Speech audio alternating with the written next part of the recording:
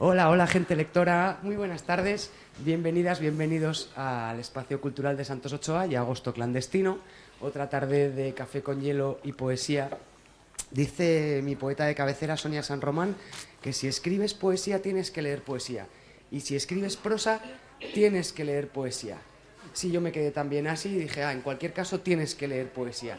Y luego me quedé otra vez así y dije, y si no escribes ni prosa ni poesía, también tienes que leer poesía. Y entonces me agobié, porque tienes que leer poesía, tienes que comer un aguacate, beber 1 litro de agua, correr todos los días, hacer entrenamiento de fuerza, dormir 8 horas, y dije, ¡fua! Menos mal que Agosto Clandestino todos los años nos trae unas preciosas citas poéticas, ya nos deja cumplidos con la poesía, y si además te lees el libro que nos presenta hoy Ana Ares, La caja de costura, que no es el habitual tomo de poesía discreto y de bolsillo, sino que tiene una enjundia, yo creo que vale por el aguacate, un entrenamiento de fuerza Un año de poesía. y un año de Un poesía, año de más poesía, o sí. menos. Así que bienvenidas, fuerte, bienvenidos. sí. Aquí está Ana con su libro, está su editor Paco Moral. Tenemos un cafecito para tomar, un rato bueno para pasar y después este micro para que podáis comentar, preguntar o lo que queráis. Así que os dejo con Enrique Cabezón, que va a animar esta charla y les aplaudimos. Gracias.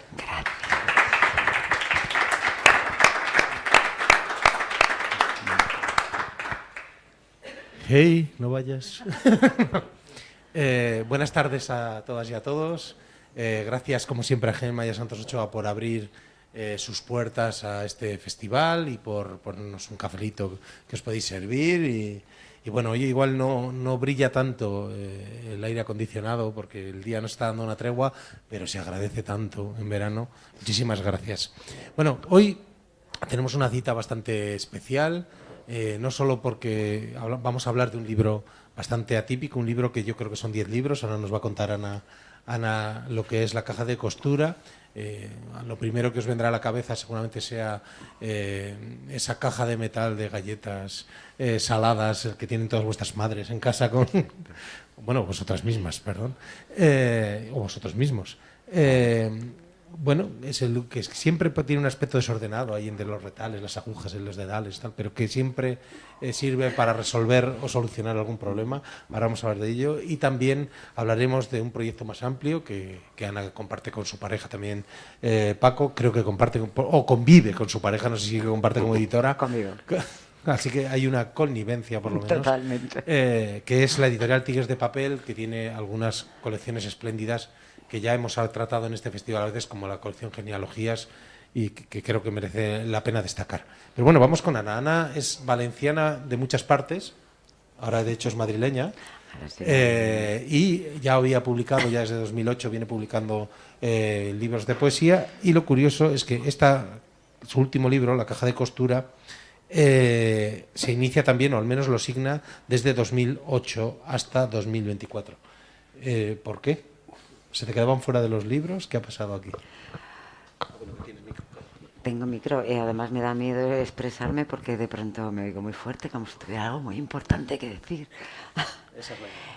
Si te digo la verdad, te voy a ser franca.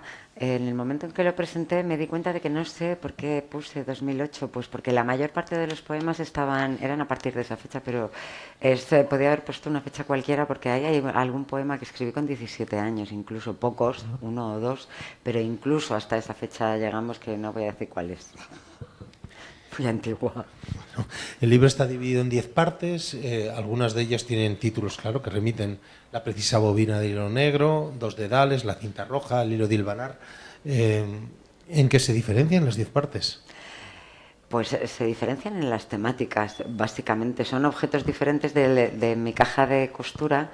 Mi caja de costura ha ido, como me imagino, como la de todos los que coséis y las que coséis, es algo que va creciendo con el tiempo, en la que vas metiendo trozos de otras cosas, incluso pedacitos y botones de prendas que ya no tienes y que nunca jamás vas a poder coser en esa prenda, pero los guardas, y el libro nace un poco de esa misma manera, guardando muchos trocitos de cosas y muchas ideas que eran mágicas en sí, pero pequeñas, ¿no?, hasta que fue tomando un tamaño considerable y empezó a ser un Diógenes poético y ya requirió poner orden, pero el orden lo puse una vez que terminé, que cerré el libro y que decidí qué poemas quedaban fuera y cuáles quedaban dentro, y tuve que extender muchísimos poemas en el suelo e ir diciendo, estos tienen unas temáticas parecidas. Eso es lo que da lugar a los 10 capítulos que tienen los nombres, yo creo que ajustados, de 10 objetos que forman parte de mi costurero real, de mi caja de costura, y que se distinguen por las temáticas y que a lo mejor en el todo conforman ese universo propio, que es singular, que creo que contiene todo lo que sé. Así de poco es. 500 páginas no está mal, no es poco. Sí, sí que es poco. Paco nos acompaña, es el editor del libro, entre otras cosas, y es uno de esos extraños gatos madrileños, gente que es de Madrid de verdad. Ya sabéis que si vais a Madrid y preguntáis, casi nadie es de Madrid. Él es de Madrid.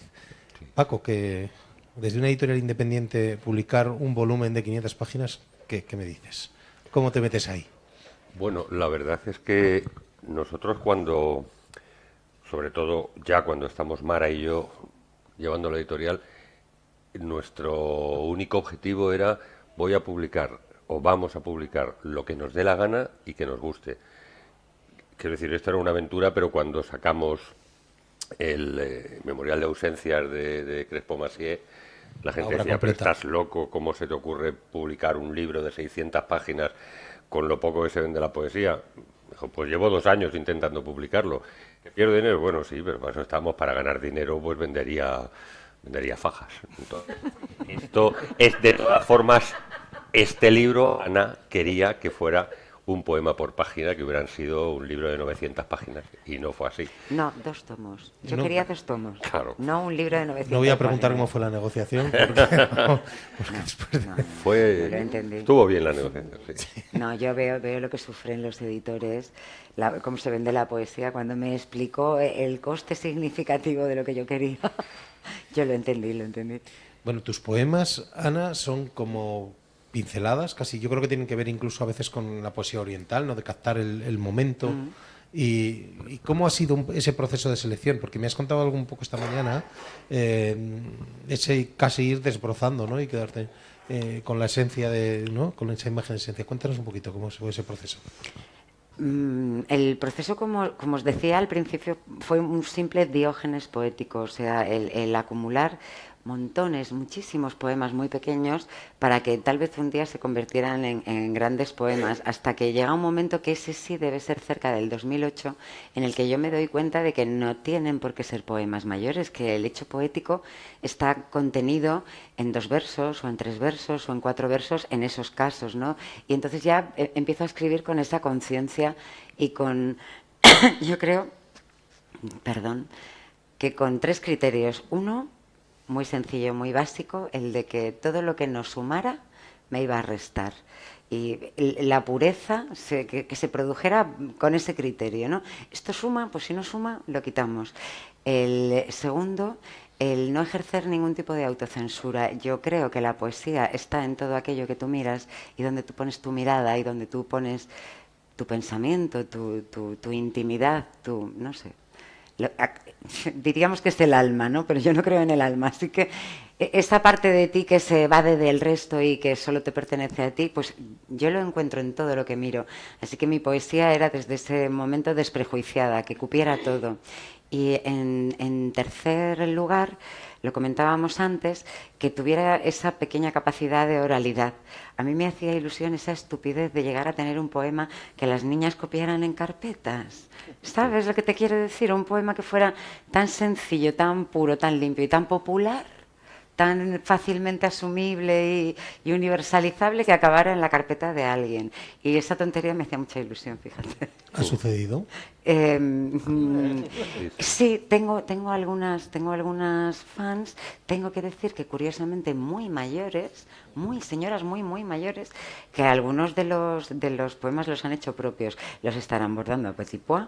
No te digo yo que no lo llevan en la carpeta, pero a Petit Pois yo confío en que en cualquier día de estos lo recibo. Muy bien. Esta es la colección, Paco, de libros un poco más raros que tenéis, ¿no? Sí. De alguna manera, libros un poquillo fuera de colección. Fuera de por colección, decirlo. sí. ¿Cuáles son los criterios? Quiero decir, tenéis varias colecciones. ¿Cuáles son los criterios que diferencian esas colecciones? Pues por mira, hacer un esto- resumen de vuestro catálogo. Muy Pues- resumido, ¿eh?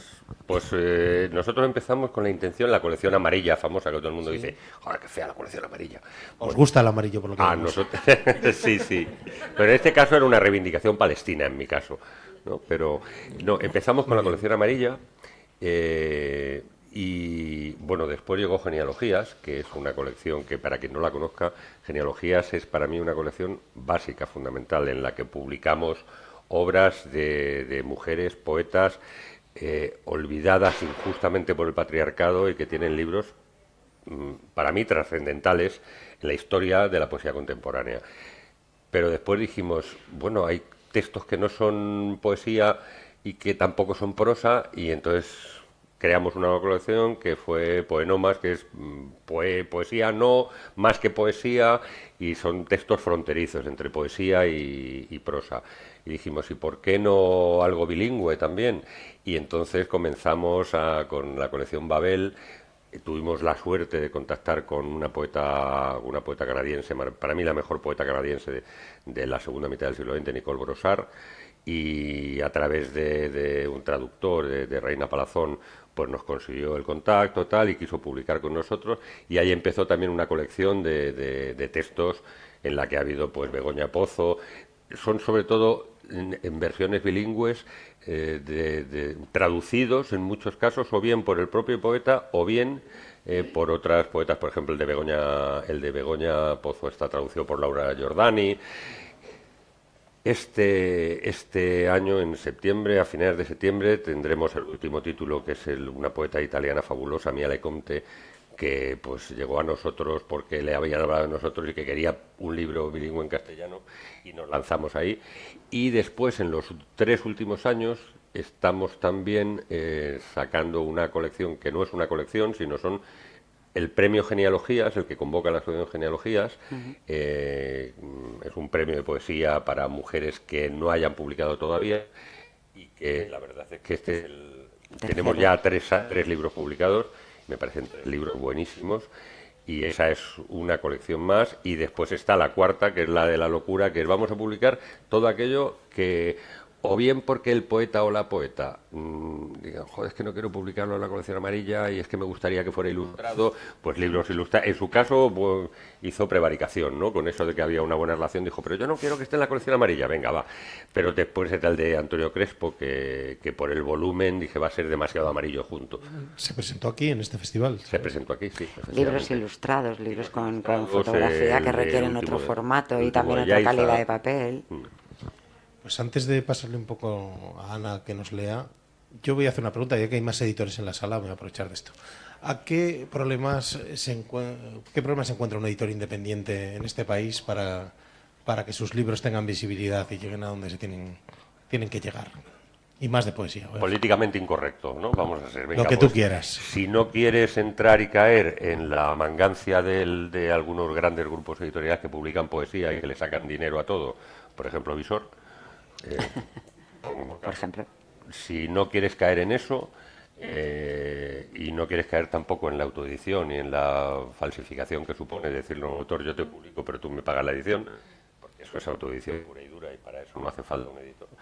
Pues lo que hace falta es... Los problemas que te encuentras son que somos más poetas que lectores. Hay más poetas en España. O sea, en España le das a alguien un lápiz y pones una piedra delante, das una pata a una piedra y salen 2 lápices y 5 poetas. Dices, joder, bueno. Por eso los consejos de Sonia San Román, leer poesía, leer poesía. Claro, leer poesía.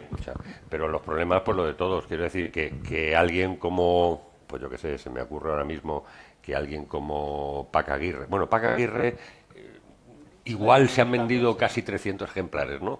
Pero con alguien como Julia Uceda, que es una poeta impresionante y que no consigas pues vender más que un puñado de libros, pues supone un coste personal y un coste económico también muy grande. Pero bueno, tampoco estábamos en esto de la poesía o las fajas, optamos por la poesía y nos daba lo mismo, ¿no? Y bueno, pues estamos muy contentos, la verdad. Tigres de Papel yo creo que siempre ha tenido la intención en lo económico de no arruinarse y no se han arruinado, pero nunca pretendieron ganar dinero, con lo cual están cumpliendo fielmente sus objetivos y todos están contentos. Pero estáis perdiendo dinero, porque fajas poéticas, yo lo estoy viendo así que creo que podría ser una cosa... Faja poética estaría además, muy bien, muy bien. Le daría un poco de misterio a la prenda, que por otro lado tiene poco. Bueno, Uy, hay que una no. cosa también que es que me he olvidado de decir, que es que, a ver, hay muchas colecciones de poesía, muchas editoriales pequeñas. Hay algunas editoriales menos pequeñas ya consolidadas que llevan muchos años. Hay otras editoriales que han quebrado, por ejemplo DVD, que era una gran editorial, pero que se vino abajo porque se lee muy poca poesía, esa es la realidad. Pero para mí supone, nosotros llevamos 11 años, empezamos en el 2014, en el 2010 llevamos 11 años y pues entre todas las colecciones unos 115, 120 títulos. Para mí supone una cosa increíble el no haber quebrado, y hemos estado a punto varias veces porque además llegó la pandemia y tal, pero me sigue pareciendo el oficio más digno, más respetable y más revolucionario del mundo. Es decir, dedicarte a publicar poesía es un hecho revolucionario en sí, o sea, fuera del mercantilismo. Bueno, puede ser, yo lo extendería a otros géneros. A la edición en general. A la edición en general. Lo que pasa es que la poesía, tú sabes que tiene muy pocos lectores.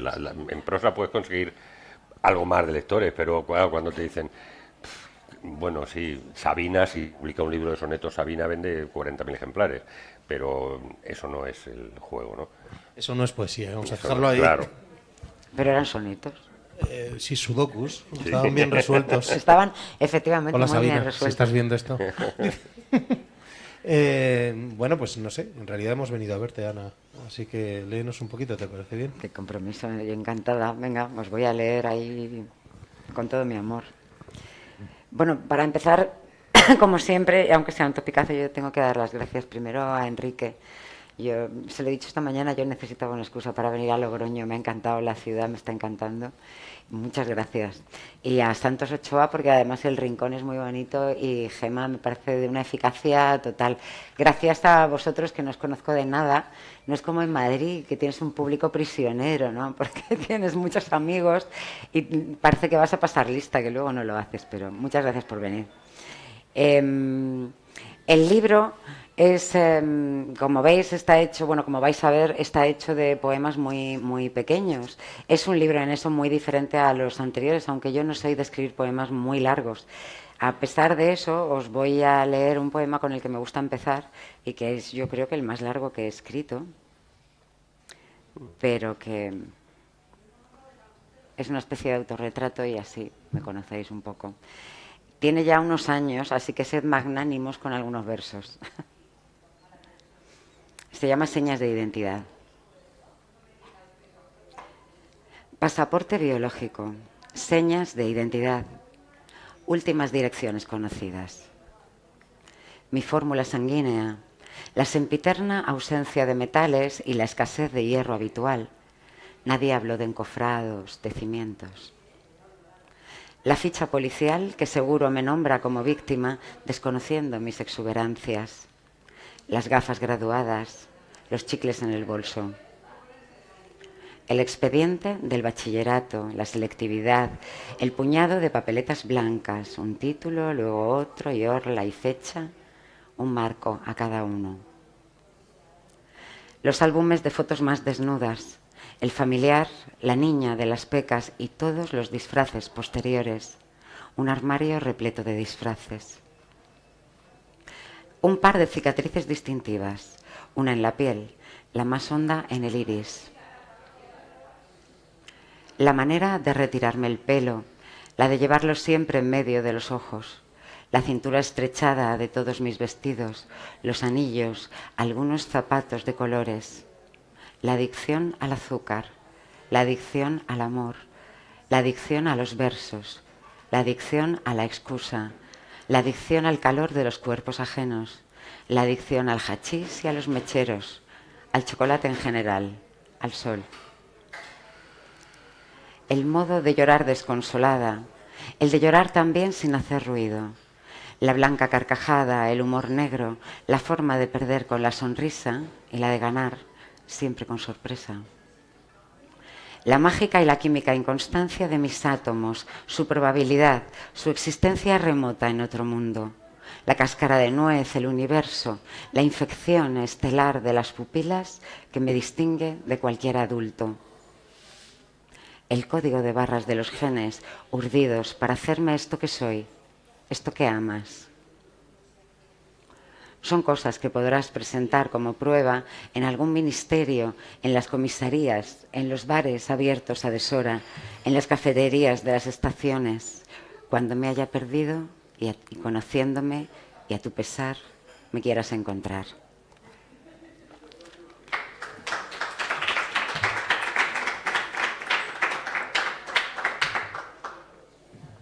Y ahora, para hacerlo un poco más soportable, porque a mí me parece que escuchar todo el tiempo una voz es monótono, yo le he pedido ayuda a Paco como se la pido para casi todo y él ha dicho que sí, como dice casi siempre. Pero Así me paga, que ¿eh? Me paga. voy a leeros algunos poemas de La caja de costura. Tiene 10 capítulos, yo os los enuncio muy, muy brevemente. Me he saltado el primero porque el primero, un espejo de aumento, en realidad compone en mosaico, pero realmente compone un autorretrato y ya me he presentado más que suficiente. Mi ego está suficientemente satisfecho. Así que este capítulo lo pasamos. Y el segundo capítulo del libro es Flores bordadas de algodón. Y yo creo que viene a hablar de mi relación con todo lo que está vivo, con la naturaleza, pero más allá de eso, con todo lo que está vivo, ya sea la mosca que está en mi casa o todas mis plantas. Entrad en los rosales, abejas del alma, en sus espinas. Domas la higuera para que no revienten los frutos azulados los mirlos, pero tiende a su fin. Se te escapan las ramas aún antes que los pájaros. Es su hábito más fuerte que el deseo. Este ladrón famélico en los ojos, estos brazos que aprenden, la acción de gracias de las araucarias, esta belleza que abandona en el atrio del templo lo banal.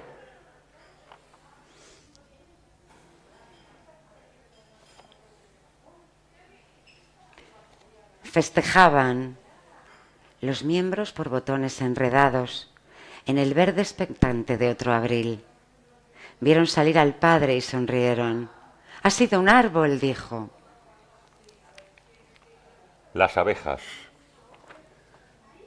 No llovió en todo el año. Las hermanas y yo salimos a pintar las viboreras hasta arder, y ardió mayo en nosotras, por combatir el fuego con la miel.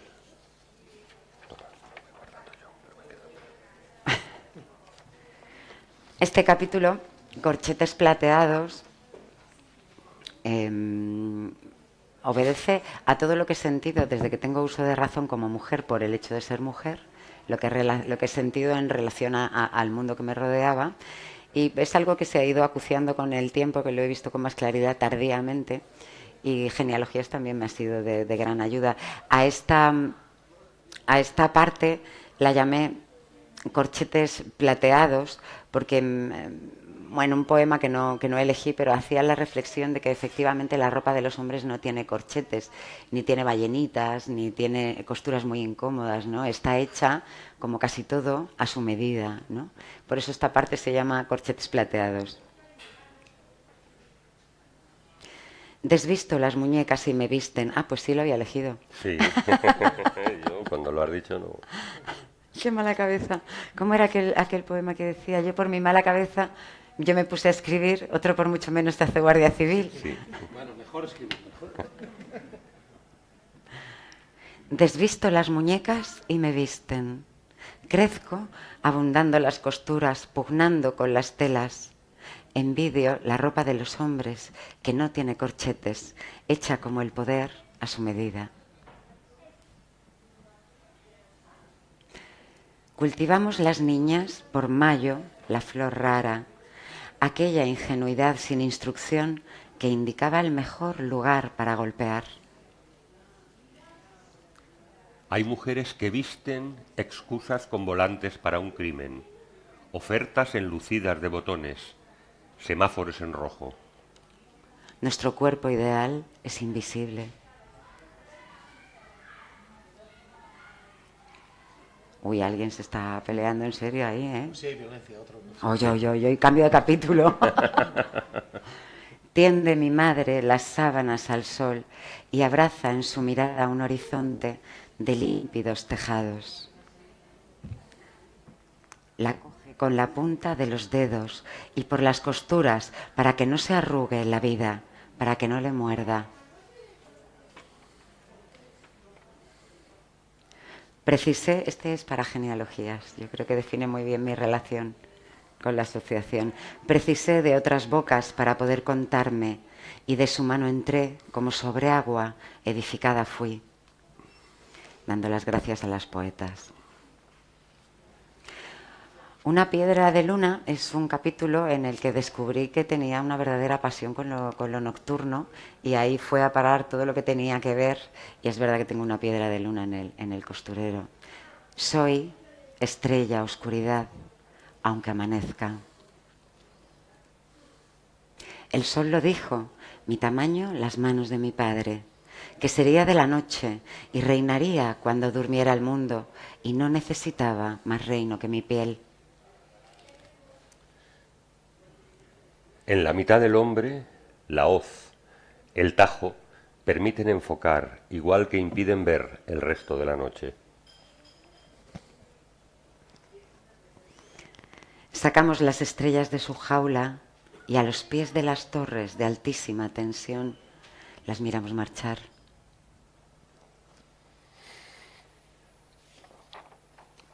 La noche, la implacable, al llamado de nadie vendrá a prender en sombra las hogueras.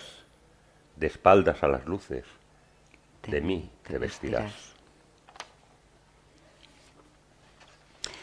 El hilo de hilvanar, ¿tú coses?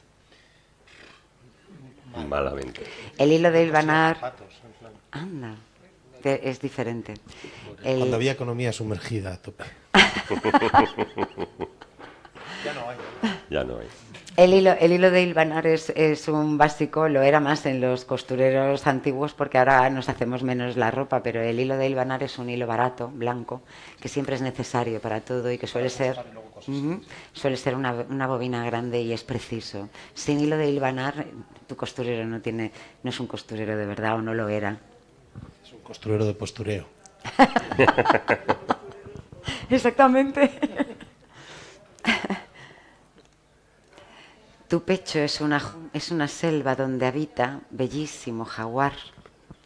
Hay 1000 bestias que salen a tu encuentro y un trajín asesino merodea en las noches. Mis dedos asesinos salvadores. No volveremos a cazar en los bares. El apagón violeta se cebará en el patio y a su sed beberemos en el otro reflejo de la luna en el agua. Los poetas ahogados. Así dice Levi.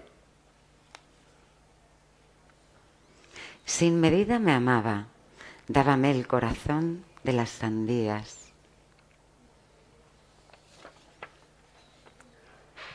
Hablaba, reencarnada en la lluvia. Anillada, te dijo, pero no súbdita, sino ave migratoria que deja así constancia de sus vuelos.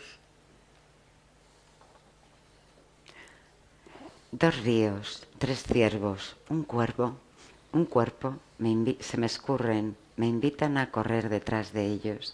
Un cuerpo, 3 ríos, 2 ciervos.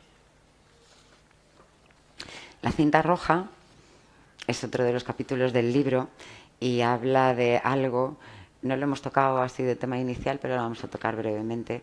Habla de la maternidad, de mi sentido de la maternidad, de mi relación con mi hijo. Y lo he contado alguna vez y lo cuento como penitencia que voy haciendo por el mundo.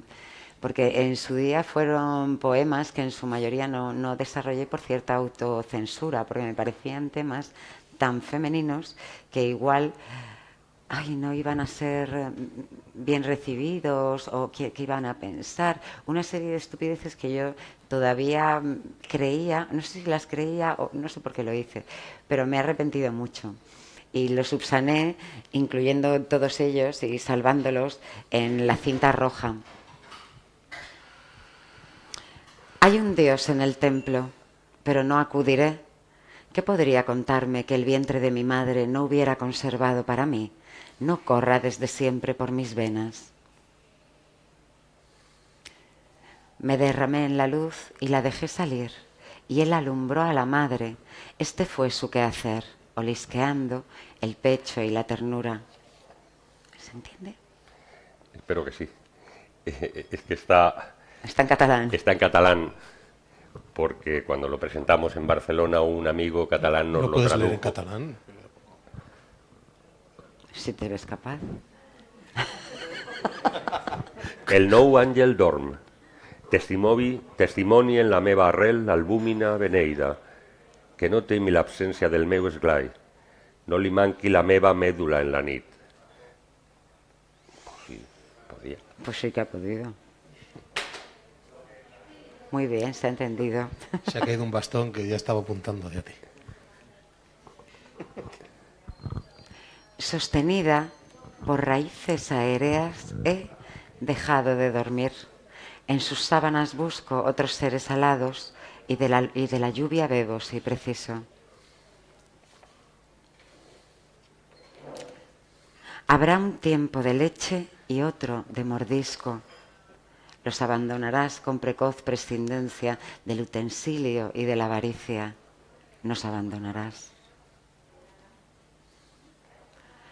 No hay cómo desatar el nudo de la vida sin romperlo. ¿Quién deja de caer? ¿Quién aladas escápulas? Pero es elástica, amor, la cinta roja. Dos dedales es un capítulo donde hablo de la relación más carnal con los hombres. Aquí están todos mezclados, solo yo sé quién es cada uno. Yo tengo una edad ya de tener secretos y así se va a quedar.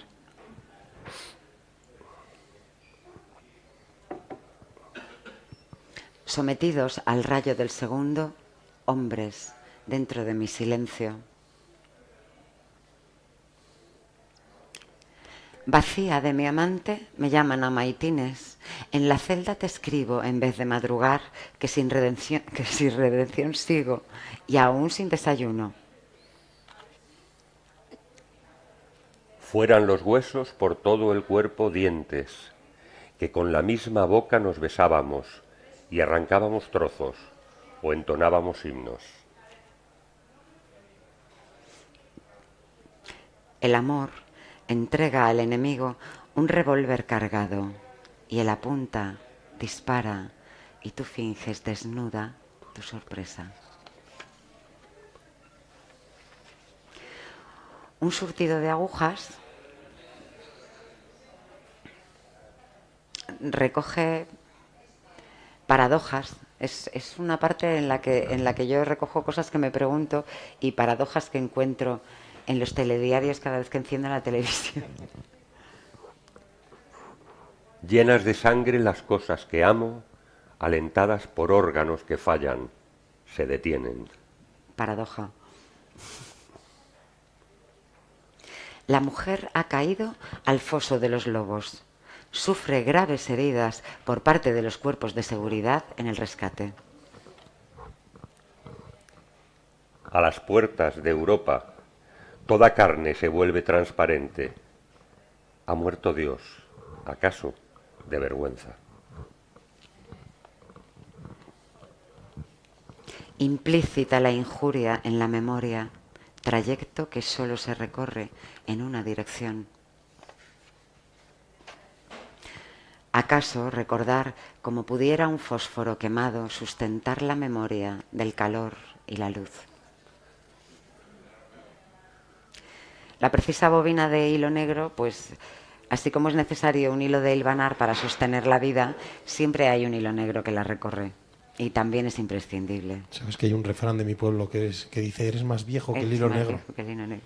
Es que es imprescindible y siempre sucede. Y si no has contado con él, tendrás que salir corriendo a comprarlo un día, tristemente, el hilo negro.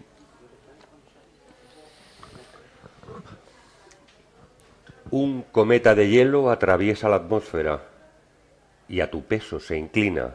Tu gravedad lo vence con el exacto golpe de semilla de todo lo que se estrella en ti. La violencia ha mutado. Ahora es también esta incapacidad de un gesto hermoso. Porque el amor es un perro rabioso que busca tu caricia. La tempestad también sucede dentro de la casa del hombre. La ama por los huecos donde embiste y sepulta la tormenta de arena. El otro lado de la cama es un animal nervioso, una ciudad en guerra. Solo dormida me adentraré en sus calles. El descenso sin red, esta fatiga en las arrugas del fino material, este plato vacío y su impaciencia, el revés circular que no miraste, son una cuenta exacta. Siempre estuvo en la mesa. ¿Vamos bien de tiempo? Sí, ¿no? Aquí tiramos al Ebro a los poetas. Y no, bien. sí, se pasa, no.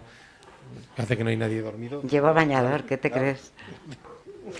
Un archipiélago de botones sueltos es el último capítulo y es con el que tuve más cuidado de que no fueran aforismos y que fueran verdaderos poemas, o al menos he intentado que no se produjera la mezcla.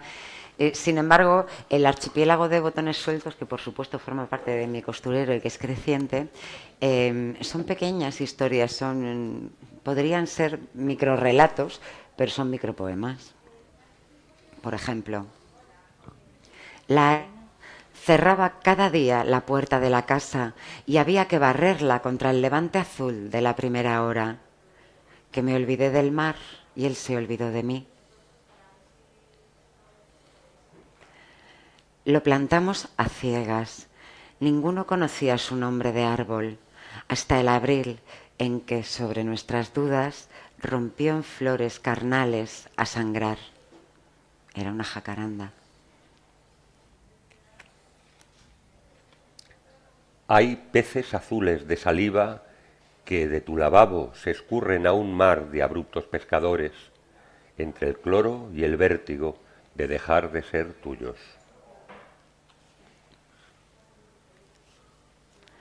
Cruza las modas y atraviesa las calles, rindiéndole a las masas su huella de carbono, el homo evanescensis, su rastro de perfume.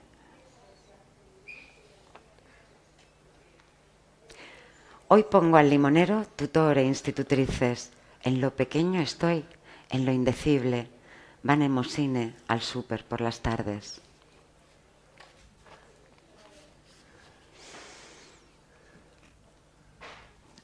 Se quema el pan, me olvido de llover, se mojan mis papeles de fumar, cada vez que tú haces como yo y mientes.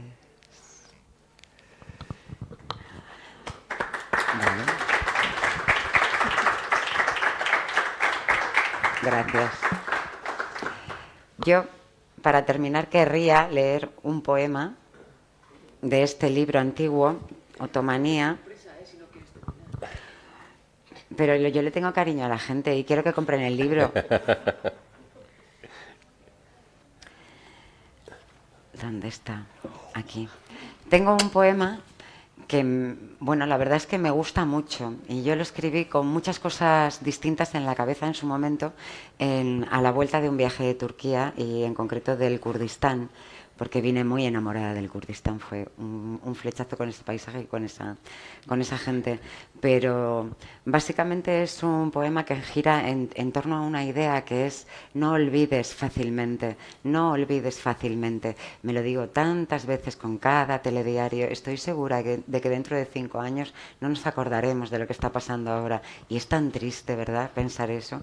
Elijo este poema en esta ocasión para terminar, para despedirme, a menos que enfervorecidos queráis que lea otros 100 poemas, me lo pidáis por favor y esas cosas, pero que si no, terminamos con este y dejando ese mensaje. A lo mejor no está en nuestras manos directas terminar con muchos de los horrores que están sucediendo, con los peores, ¿no? Con lo que sucede en Sudán, con lo que sucede en Palestina.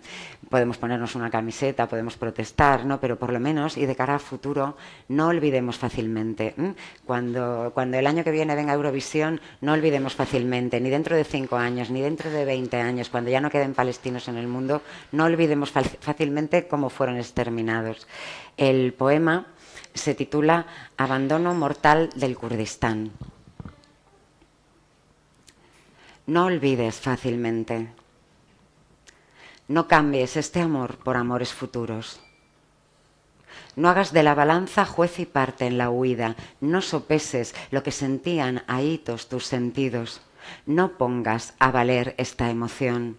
No lleves al mercado lo sagrado. Cuando otro río te abrace, no me pienses. Tiéndete en su ribera, desnuda tu memoria de mi orilla.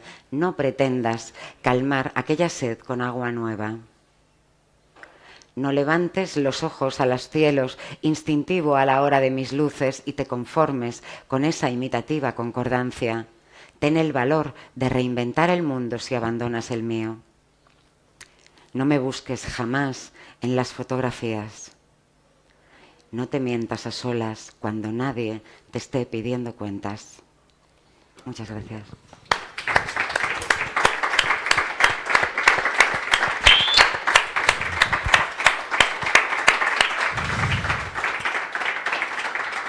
Bueno, pues vamos a iniciar un pequeño debate, si os apetece hablar también a vosotros. Yo tengo 2 preguntas, una casi ya me las... que la llevo haciendo varios días ya. Dice, ¿se puede escribir poesía después de Gaza, Anne? Buena pregunta, porque yo no he escrito nada después llevo un tiempo sin escribir y me pregunto yo también lo mismo. Con dolor, la escribiremos con dolor y con esa sensación de lo efímero y de lo intrascendente, porque te diré, a mí también me produce vergüenza escribir sobre Gaza sin la calidad suficiente. Yo no soy una voz autorizada, no sé hasta qué punto tomar la voz del otro en mi palabra sin sentir un poco o un mucho de vergüenza, pero escribir sin Gaza, dándole la espalda. Cuando llegó la pandemia, yo presenté un libro la semana de antes. Mi libro murió en esa semana. Porque... Fue por tu culpa, entonces. No era tan malo, no era tan malo. Pero el libro ya no tenía ningún sentido, porque era un libro que hablaba de cosas que de repente no tenían importancia ninguna. Y entonces el libro no quedó en un cajón, se editó, pero pues no lo leí en ningún sitio porque no tenía ningún sentido. Y escribir después de Gaza sin que eso bañe de alguna manera lo que sientes, lo que escribes, lo que plasmas en un papel, aunque no sea un panfleto, aunque no sea una llamada a las armas, efectivamente es difícil, ¿no? Hay que pensárselo mucho y hay que tener la sangre muy fría para seguir escribiendo de otras cosas después de Gaza. Pero se puede, ¿eh? Claro, se debe, Paco, supongo. Paco, se tú debe. eres poeta, que no lo hemos dicho también, y activista. Y te quiero hacer esa misma pregunta, pero además quiero hacer otra, porque tú además has tomado ese papel, ¿no?, de quedarte a un lado y dar voz a otros poetas como editor, ¿no? Entonces, ¿se puede escribir después de Gaza? ¿Se puede editar después de Gaza? ¿Y cómo ha sido esta experiencia? Claro, es una opinión personal y subjetiva. Yo creo que se debe escribir sobre Gaza, eso de no dejes nunca de hablar de Palestina, y además yo... a lo mejor es que sí, me sigue quedando ese rojo que tenía cada vez más, porque con la edad, ya cuando uno tiene ya una edad provecta, ya dicen a tomar por culo, digo lo que me da la gana y ya está. Yo creo que yo siento una obligación moral. A mí cuando dicen, no, es que Rosalía, es que tampoco se les puede obligar. Vamos a ver, las personas, los seres humanos, los fontaneros, los futbolistas y los poetas, tenemos un deber moral, que es mirar a nuestro lado y ver qué está pasando. Hace poco, de estas cosas de Facebook, me escribe una argentina, una amiga de Facebook, que no nos hemos visto nunca, y me pide, mira, estamos haciendo un libro sobre el genocidio y me gustaría tener un poema tuyo. Yo tenía esbozadas 4 cosas, pero no me había... Y le dije así, sin mirarlo, y me puse a escribir un poema sobre el genocidio, un poema panfleto, porque es que no hay por qué avergonzarse, quiero decir. Como decía Bertolt Brecht en un poema, en los tiempos sombríos se cantará también se cantará sobre los tiempos sombríos. Y lo escribí, y claro, tú lo lees y dices es un panfleto, pero cuando se lo di a amigos como Julio Mas o como Víctor Gómez, dijeron, joder, qué fuerte, que me encanta, tal. Yo creo que tenemos la obligación moral de hacerlo, y que mirar para otro lado, si al que no esté de acuerdo que me perdone, es una indecencia. Como personas, como poetas, como fontaneros y como sexadores de pollos. Es una obligación moral. Entonces, se puede escribir sobre Gaza, después de Gaza, y editar. Y de hecho ya te digo que van a editar un libro con poetas de 90 países, me han dicho. Y bueno, pues yo estaré encantado. Y además haré de ello una pelea. Y bueno, ¿y cómo es eso de apartarse para dar voz a otros? Es que no me aparté, yo he seguido publicando, No. pero mucho menos, porque no me da tiempo. menos, Es que, pues, Y escribiendo mucho menos. escribo mucho menos ahora, pero bueno, el año que viene saldrá un libro nuevo y hace 8 años ya que no publico nada, así que ya es hora, ¿no? Pero Fíjate, entonces, si son 8 años, anda que no podíamos hablar de conflictos anteriores también. Es una de claro, las sí, veces- sí, efectivamente. Sudán, hay muchos. Ahora, hace poco, con este tema de Gaza, ha habido un intento de hacer la famosa marcha a Gaza, que al final no se pudo porque el gobierno egipcio detuvo a los activistas y tal. Y yo me acordaba, siendo yo muy joven, que en la guerra de Bosnia, un grupo de gente intentamos ir a Sarajevo y plantarnos y decirle a Karachi, bueno, pues mátanos a todos, porque seguramente si matas europeos no va a ser lo mismo que si matas musulmanes. Aquello fracasó por las mismas cosas que fracasan siempre las cosas humanas, y es que, pues por la propia indigencia moral de muchos de nosotros, que no somos capaces de poner una mano al lado, ¿no? Pero bueno, tú has sido testigo de que ha habido hubo un movimiento de poetas que a mí me parece que no tienen el eco que debe tener, pero el hecho de que más de 1.500 poetas de todo el mundo leyéramos el mismo día y a la misma hora hiciéramos maratones, aquí se hizo uno, en Madrid se hizo otro, eso a mí me parece un hecho histórico, ¿eh? O sea, no ha habido antes nada parecido. Hay que hacerlo. Y vamos a hacer otro pronto, ¿eh? Ya lo verás. Haremos. Me ha recordado una cosa y ya que esto se queda grabado, lo voy a decir y ya está. Pues mira, has recordado Bosnia. Hay un poeta que ha pasado por aquí varias veces que se llama Pablo Müller, Javier Bermúdez, Oh. y un logroñés desaparecido y añorado, que era J. Escándalo, que fueron allí y estuvieron trabajando en los campos de refugiados, lo cual, oye... Pablo estuvo en... Estuvo. Si nos está viendo, que sepa que nos acordamos de él y valoramos esas cosas. Qué grande. Bueno, es vuestro momento también si queréis intervenir o preguntar algo. Y si no, yo voy pensando más preguntas. Manos arriba. Esto es un atraco. Esto es un atraco, nena. ¿Seguro estáis conformes?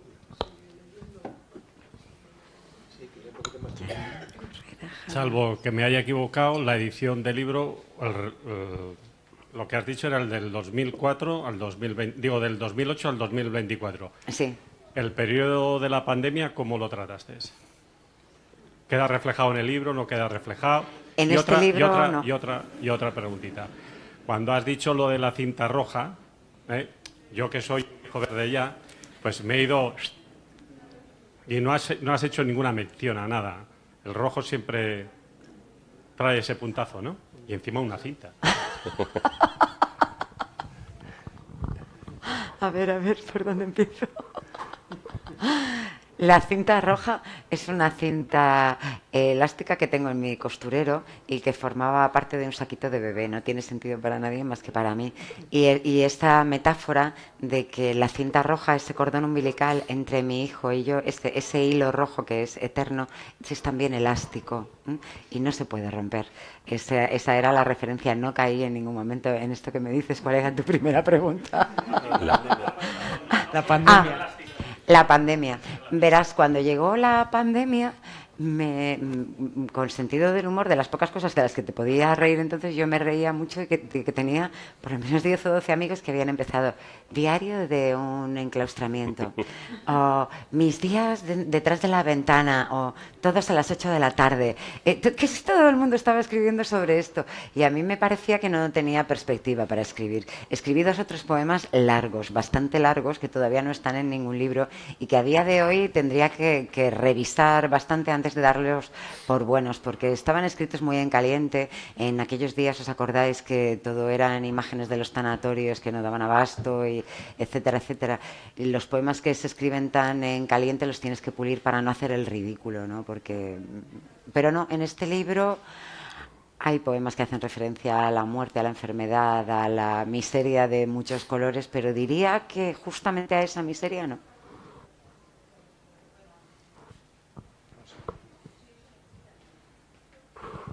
Gracias. Bueno, pues voy a añadir algo a tu costurero. Dame. Que mi madre tenía en su costurero un dedil. ¿Sí? Yo tengo 2.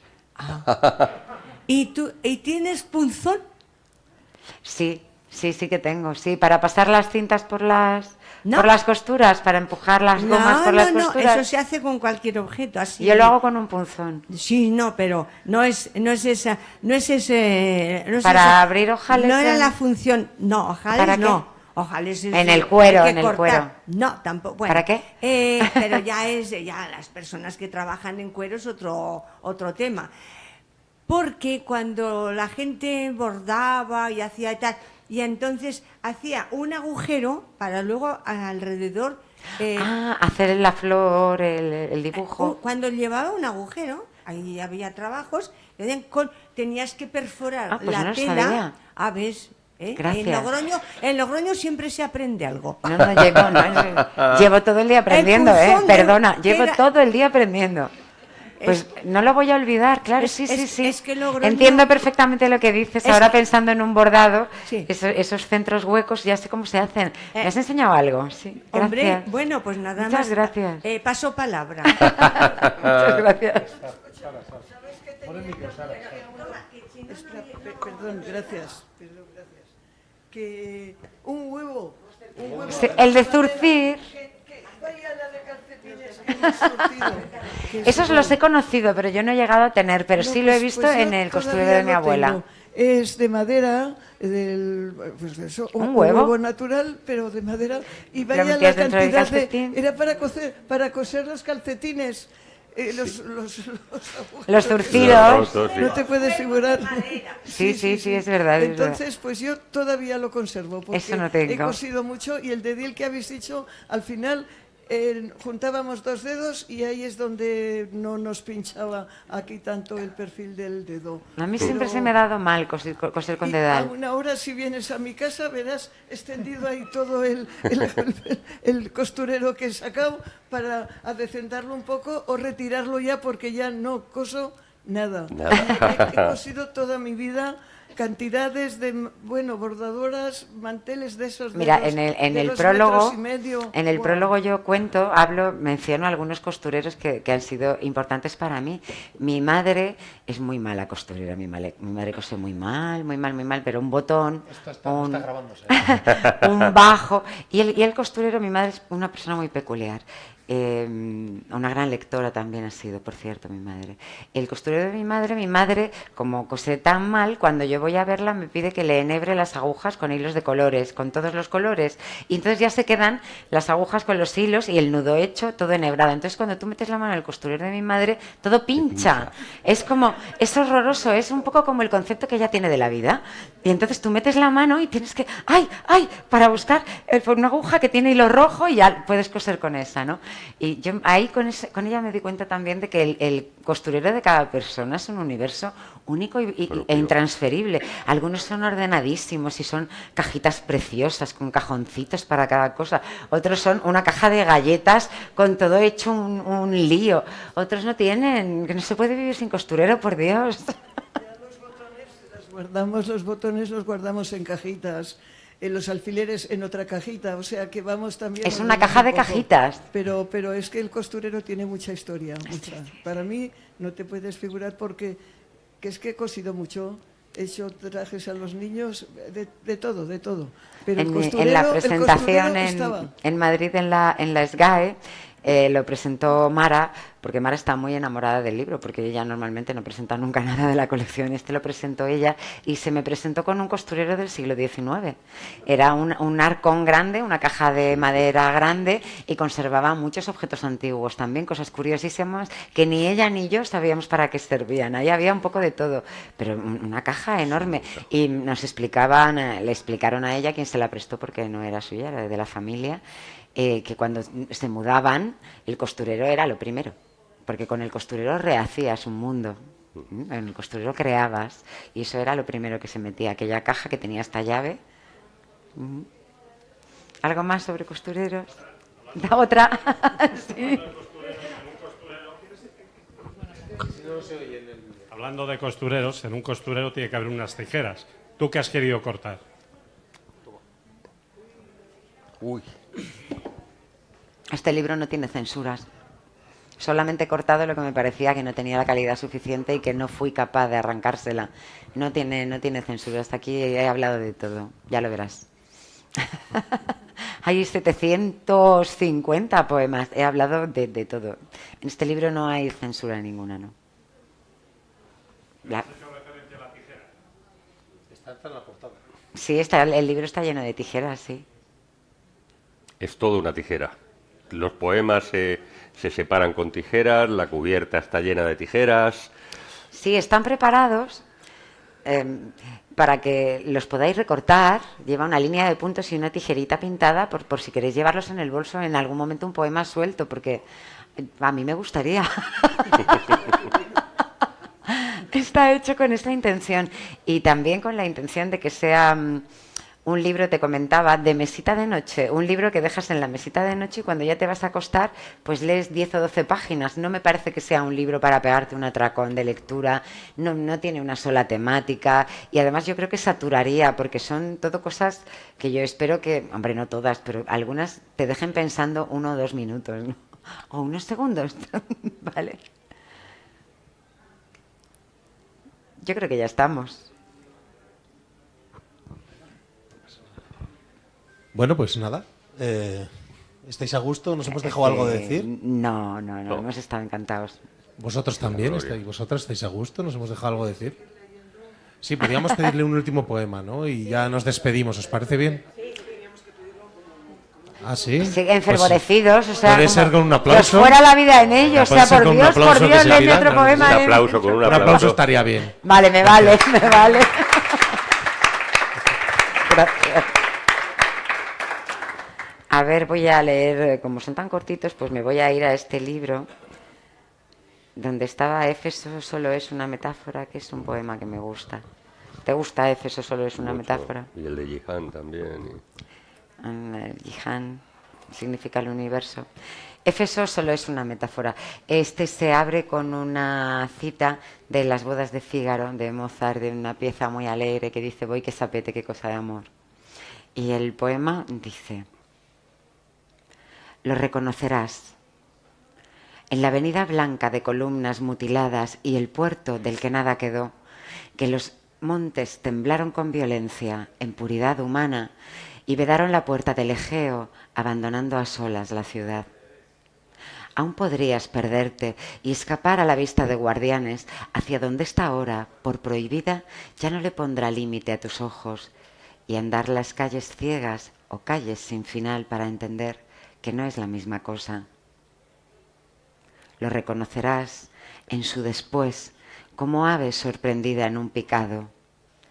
En el rostro cegado de la sabiduría, la puerta legendaria que a la nada conduce y su memoria, y un fracaso de muros se adhiere a su bondad. Lo verás en el ángel, bello animal con alas que requiere armadura metálica y muletas. Ahora, en el Odeón, melodías arcaicas ascienden del granito con un triste rumor de alas pequeñas. Lo reconocerás, tú que comprendes lo que es el amor.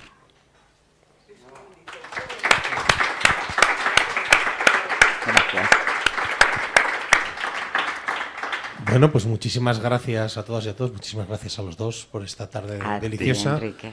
Y os cito mañana a las 7 de la tarde en el Instituto Riojano de la Juventud para disfrutar de Iker Gil, que publica su primer libro, y de Asier Larrechea, que ya ha publicado unos pocos. Ya tiene. Así que nada, muchísimas gracias a todos. Y aquí tenéis a los autores si queréis que os firmen el libro. Vamos, el autor. Gracias.